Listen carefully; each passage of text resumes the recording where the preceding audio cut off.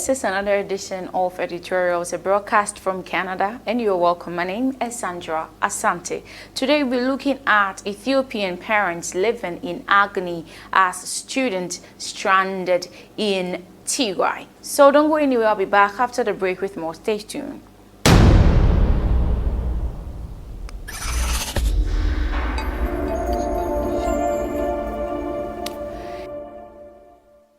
You're welcome back from the break. Thank you so much for always staying with me. So nearly 9 months, thousands of Ethiopian parents have been living in agony over the fate of their children who remain stranded in various universities across the conflicted Tigray region. Several universities in the northern region warned in late July of facing challenges to feed the students and guarantee their safety, putting pressure on the federal and regional government as well as United Nations to act. My daughter is in a medical school in Tigray and was set to graduate in just a year. Her mother, Batukante Desi, told Al Jazeera that I have not heard from her and I am in pain, said the 55-year-old woman. So it's quite sad there because they can't hear anything from their children in Tigray. So the constant worry of her safety is becoming overwhelming, and her father has been bedridden with depression and anxiety. The region of some 6 million people currently have no functioning banks and no electricity, while internet and phone communications have been cut off. There has been frequent suspension of services as well as road and airport closures since fighting between the federal government and the Tigray People's Liberation Front (TPLF) began in early November last year. The deteriorating conflict had seen both sides trade accusations of serious abuses, including massacres, with neither showing any desire for compromise. According to the United Nations, more than 90% of Tigray's population is in need of emergency food, with hundreds of thousands suffering from famine conditions. This week, UNICEF warned that more than 100,000 children in the region could face acute malnutrition this year. In February, Abbas Karen, 41 students from Mekelle University with new degrees in Addis Ababa, was attacked by unknown gunmen in Tigray's Adi Mesino.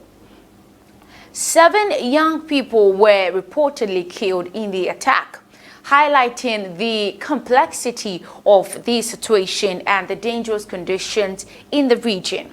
Last week as well, an estimated 2,000 parents and relatives held a peaceful protest in front of the compound of the UN and the Ethiopian Ministry of Science and Higher Education in Addis Ababa, blocking roads and demanding the safe and immediate evacuation of their children.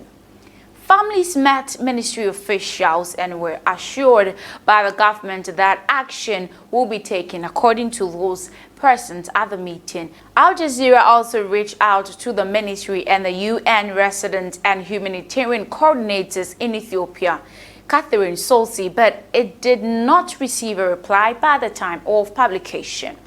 Some parents also reportedly traveled to Afar on their own, hoping to enter Tigray and bring their children back, but were unable to do so due to the escalation of fighting. Despite the danger in all this, Helen Gatachow has also often thought about heading to Tigray to find her only daughter. She has not heard from the medical student for more than a month now, and ever since telecommunications went down as TPLF retook several cities in Tigray and the federal troops withdrew. Gatachow worries and if her daughter will ever come back home. The last time I saw her was just before the conflict started when she flew back to Addis Ababa. That is what the mother stated. I begged her not to go, worried for her safety, but she insists on heading back and finishing her degree and find the professional fulfillment she saw in others and the first in our family to earn a degree. That's what the girl told her mother. I no longer have a luxury of looking forward to her graduation, but to see her come out alive and embrace her in my hands. That is what this sad mother is talking about, the belief of seeing her daughter again. Peace and sound. Thank you so much for joining me for today's editorials. My name is Sandra Asante. Do have a blessed day. I'll see you some other time.